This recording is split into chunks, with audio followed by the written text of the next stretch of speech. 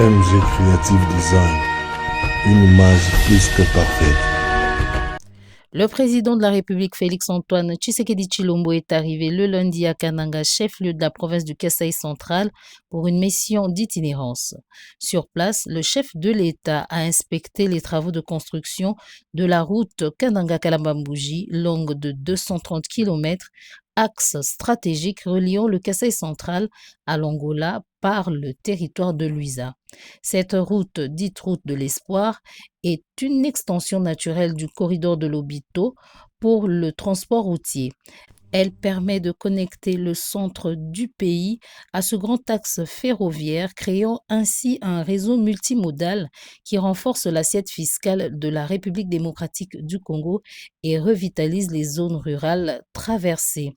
Elle vient aussi transformer une région historiquement isolée en un grand carrefour commercial en facilitant les échanges avec la province de Lunda, nord, en Angola. Le président Tshisekedi a inauguré ce mardi 27 janvier 2026 le nouveau campus de l'université de Kananga Unikan, dont la construction marque un nouveau souffle pour l'enseignement supérieur en République démocratique du Congo. Le nouveau campus moderne de Kananga, doté d'une capacité d'accueil de 3500 étudiants, comprend des bâtiments administratifs et facultaires, des laboratoires, des auditoires modernes conçus pour répondre aux standards du système LMD.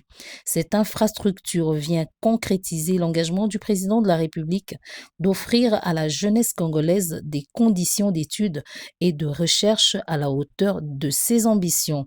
Par ailleurs, le chef de l'État tiendra une réunion autour du Conseil de sécurité provincial pour une évaluation de la situation générale de la province du Kasaï central confrontée à une insécurité.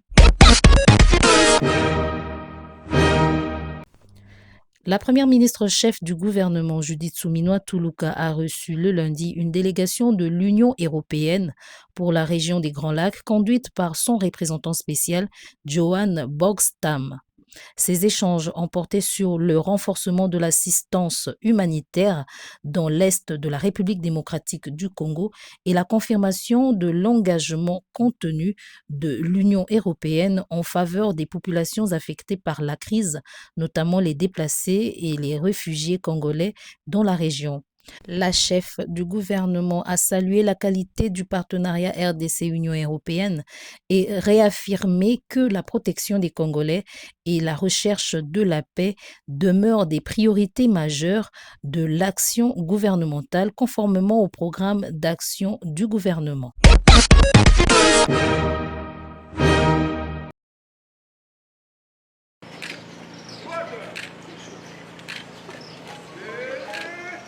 À l'occasion de l'installation de la division provinciale de réglementation pharmaceutique. Et vous avez passé le détachement arabe. C'est dans la salle polyvalente du Flat Hôtel de Amatadi que s'est tenue ce vendredi 23 janvier 2026 la cérémonie d'installation officielle de la division provinciale de l'autorité congolaise de réglementation pharmaceutique à Corep Congo central sous le haut patronage du gouverneur de province Grace Kwang Masong Bilolo. Présidé par le DG de l'autorité congolaise de réglementation pharmaceutique à Corep, Christian Tumbangoyi, venu spécialement de Kinshasa pour la circonstance, la cérémonie s'est déroulée en présence du vice-gouverneur de province Prosper Ntela Ntambidila ainsi que de plusieurs invités, dont des partenaires techniques et financiers du secteur de la santé. Après les mots de bienvenue du chef de division provinciale de la Corep Congo central, le pharmacien Ariel Pantoulvounou, le vice-gouverneur Prosper Ntela Ntambidila a salué l'implantation de ces établissements publics régulateurs dans la province. Il a, à cette occasion, réaffirmé l'engagement du gouvernement provincial à accompagner la Corep dans l'accomplissement de sa mission. Cette nouvelle entité qui vient renforcer l'arsenal des établissements publics œuvrant dans notre province est la bienvenue. En réponse à vos attentes, Monsieur le directeur général, vous avez le soutien de l'administration provinciale du Congo central ainsi que notre accompagnement dans l'exercice de vos missions au sein de notre province. La santé étant une affaire de tous, il est de notre devoir collectif de faciliter la tâche à la Corep. Prenant la parole à son tour, le directeur général de la Corep, Christian Tumbangoyi, a souligné que l'installation de cette division provinciale au Congo central constitue un signal fort de la rigueur qui sera désormais appliquée dans l'inspection et le contrôle des établissements pharmaceutiques. Les données disponibles à notre possession pour la ville de Matadi indiquent les inadéquations ci-après à réguler absolument. Il s'agit de la quasi-totalité des pharmacies de Matadi fonctionnent sans autorisation. Seuls 7 établissements de distribution en gros sont autorisés sur les 23 existants. Un seul laboratoire de fabrication régulièrement autorisé sur les 3 qui sont opérationnels. Ces constats justifient pleinement l'implantation urgente de cette division provinciale afin d'assurer, entre autres, un contrôle effectif et permanent du secteur pharmaceutique. Je remercie le chef de l'État, son Excellence Félix Tshisekedi Tshilombo, pour ma reconduction à la tête de la Direction générale de l'autorité congolaise de réglementation pharmaceutique, en sigle ACOREP.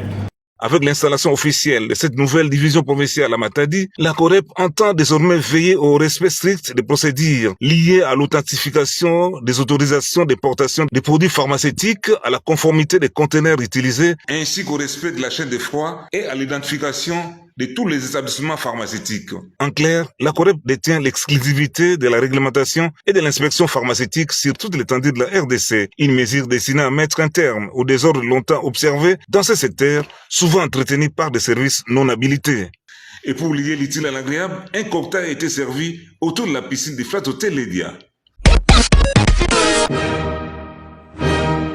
Pour nous, c'est une responsabilité, on peut dire c'est un honneur, parce que la confiance est renouvelée. Quand les autorités renouvellent la confiance en vous, ça renforce votre façon de travailler, mais je pense que c'est encore plus de responsabilité parce qu'on doit montrer la raison pour laquelle on est là.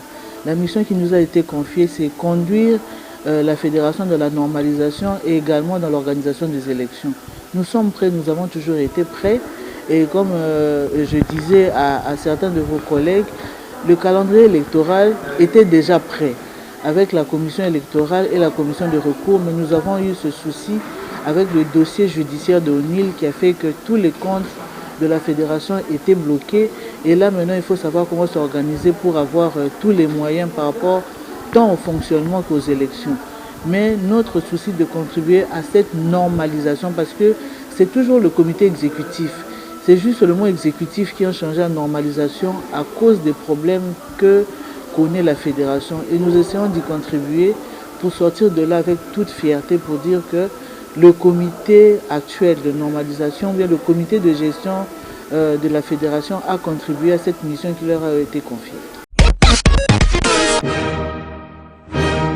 Les familles Moloanton, Lontolo, Wabika et Etina ont la profonde douleur d'annoncer aux membres de famille, amis et connaissances le décès de leur fils, frère, oncle, père et grand-père, le colonel Moloanton Ntso Lobota Henri, commissaire provincial adjoint chargé de la police judiciaire du Congo central. Le décès est survenu le 14 janvier 2026 des suites d'une maladie. Le programme des obsèques se présente de la manière suivante. Vendredi 30 janvier 2026, veillée mortuaire à l'espace Ave Maria dans la commune de Kasavubu. Samedi 31 janvier 2026, levée du corps à l'hôpital du Cinquantenaire, suivi de l'exposition à l'espace Ave Maria dans la commune de Kasavubu. Puis interviendra l'inhumation au cimetière Nécropole 1 dans la commune de Lantsele. Le présent communiqué tient lieu de faire part.